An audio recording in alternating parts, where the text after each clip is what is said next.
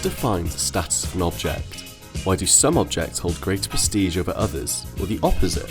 Why do some objects end up in different hands throughout their existence, sold away, left to gather dust on a shop shelf, with no one left to tell their story? These objects are called antiques. The Oxford Dictionary defines the antique as those that have existed for a long time, having a long history, of great age, old and venerable. But what are those long histories of their great ages?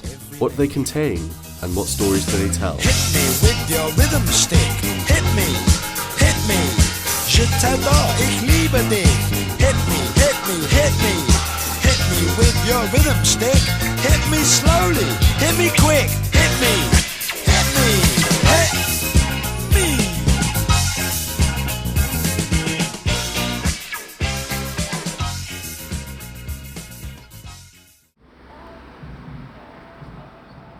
I think we're quite green in this shop because basically what we're doing is we're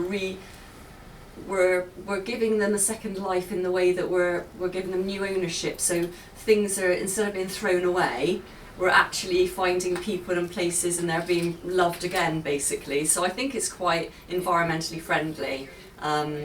Because we're just reusing, repurposing all of the items. So, and I quite like the history. So basically, if something's like 100 years old, who would have used it? And someone would have sat at that table or worn that jacket in the, Edwardian times or whatever period it was. And it's quite nice to think of that and think of the sort of history of the items. So I think it's quite nice rather than just something disposable and new. And I think the younger generation of today don't want that disposable, throwaway type of items. They want things repurposed and some history and sentiment behind items, basically.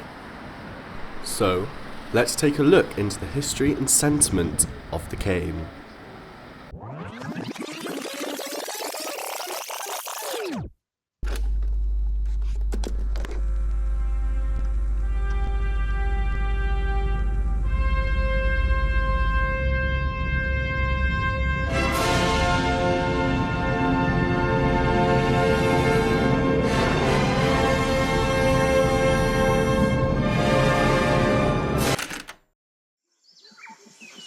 Before history even had a name and stories were told, there were sticks, simple tools picked up by early primates. Sticks extended reach, helped to access food, and turned the primate into a force to be reckoned with.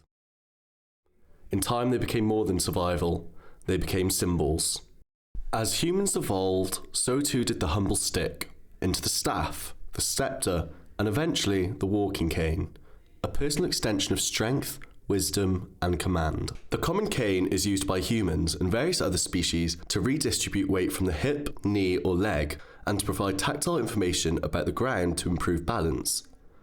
Its anatomy is made up of various segments, including the crook, the crown, the horn, the valley, the point, the palm rest, the leading edge, the shaft, and the tip.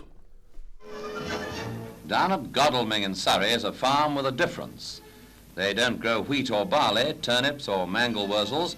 The only crop they're interested in is walking sticks. Cut and hauled, they're stacked out in the open to get well seasoned. And now comes the tricky part. While the stick is still pliable, a skilled workman gives it a slight bend here, a little twist there, until it's so straight you wouldn't know it hadn't grown that way. And here are some of the almost finished articles. You'll find every type of stick made here, from sleek man-about town affairs to shepherd's crooks and Boy Scout poles. There you are, another batch of sticks, walking civilians for the use of. By the 19th century, the cane was no longer for the frail.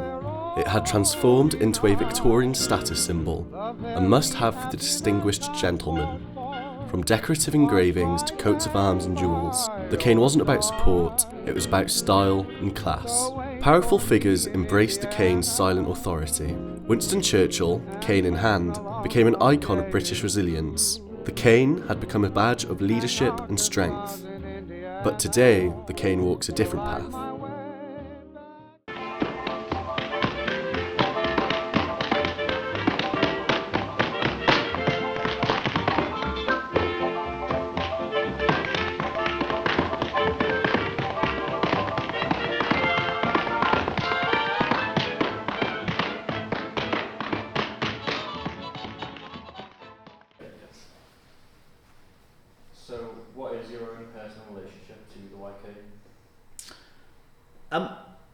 It's probably the most important physical object I have.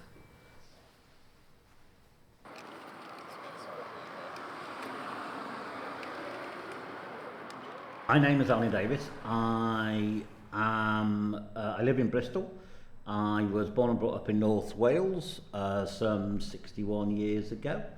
I lost my sight when I was 14, I think. Yeah, 14. I've worked for various disabled people's organisations. I was a city councillor for Bristol for 7 years. I've been an officer in a local council. I've done various bits of national work, including chairing the Equality, Human Rights, Disability Committee. The main point of the white cane is to detect obstacles. I do believe that using a long cane is a real skill.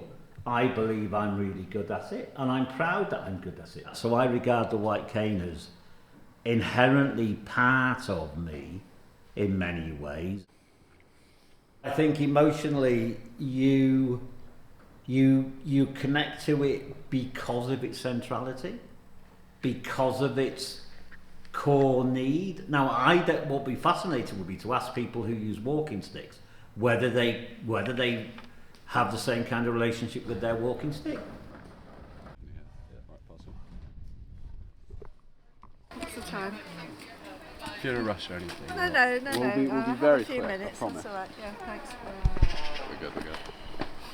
Meet you. I'm Will. This is Tom. That's James. That's Harvey. Hi. Nice to meet you. You got some? So if you wouldn't mind. Can we put that on? Yes. I have a very strong relationship now, in that I need it. Really. So would you say that you depend on it in a way? I do really, actually. Recently, yes, it has to be said.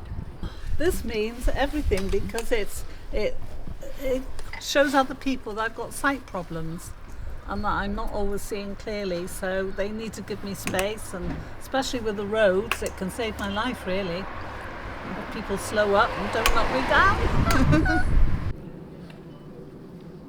I started using it fairly recently. I suffer from a long-term uncurable disease, which means over time I'll gradually get worse. So good practice, and it's security in case something were to happen. People around here, I would think. Yeah, we haven't been too successful today. It's a bit quiet. Well, I got really bad gout last autumn, so I needed this, which I had to have. And of course, not walking very much in the autumn, then started making my knees worse. So I am trying to walk without it, which is why I'm walking along. Well, I was using it as you were watching me, but I'm walking on trying not to use it. But I haven't got to the point of not being able to go out again without it. How long have you sort of had to depend on it, I suppose? A couple of months. I've no compunction at all about using a stick. It doesn't worry me.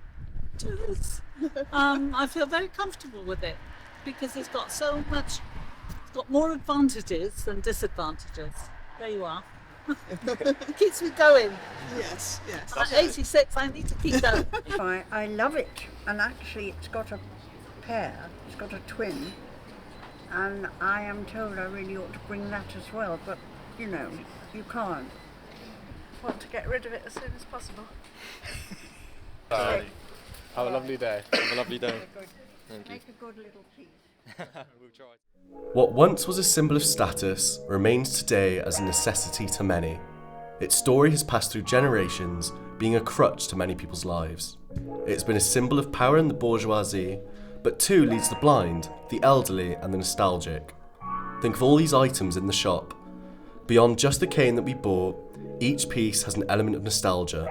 Like the cane, each piece has its own storied past. Every object signals generations of experiences and inheritances. And like the cane, we are one of many, each with our own individual stories and experiences to be told.